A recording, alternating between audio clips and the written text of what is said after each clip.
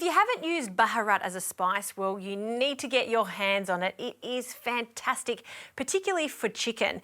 Now, it's got about 7 different spices in it. Think cumin, there's nutmeg, clove, paprika, and it smells incredible. In fact, I use this quite often on chicken and fish because it works so nicely.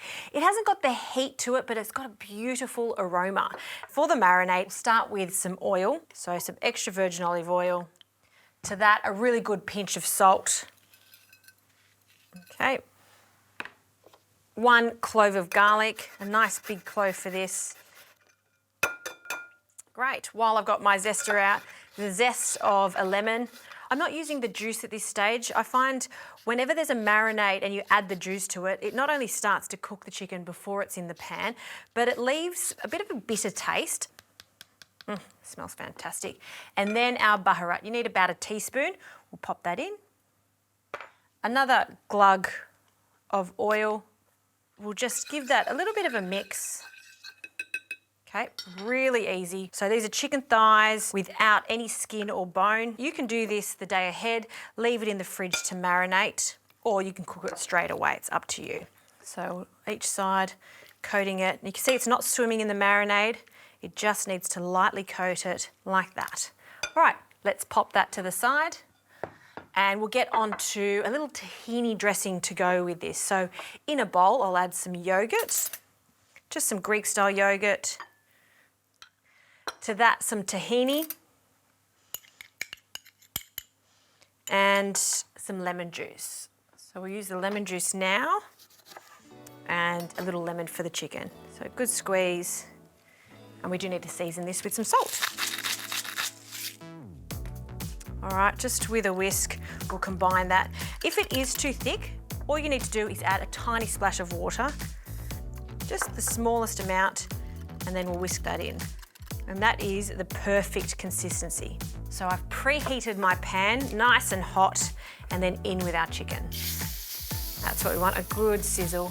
You can see how thin these chicken thighs are. They do take a little bit longer to cook than the chicken breast, and there is some spice there. Now you want to be careful with the spice because you don't want it to burn. So I prefer you to turn it multiple times throughout the cook as opposed to just turning it once. We don't want it to burn, we just want it to look a bit charred and cooked all the way through. So I'm going to give it about 3 minutes on each side, turning regularly.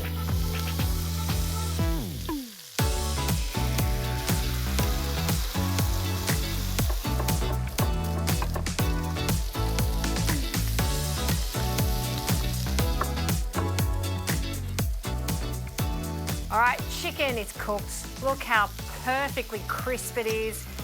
You can see that the spices haven't burnt. Smells fantastic. Now, like all proteins, we do want it to rest for a moment. Our gorgeous thick tahini yogurt, just the little sauce that's going to go with it. This is a really lovely sharing plate. I like an extra kick to this, so I've got some chili condiment here. You can use your favourite. I like this one because it's chunky.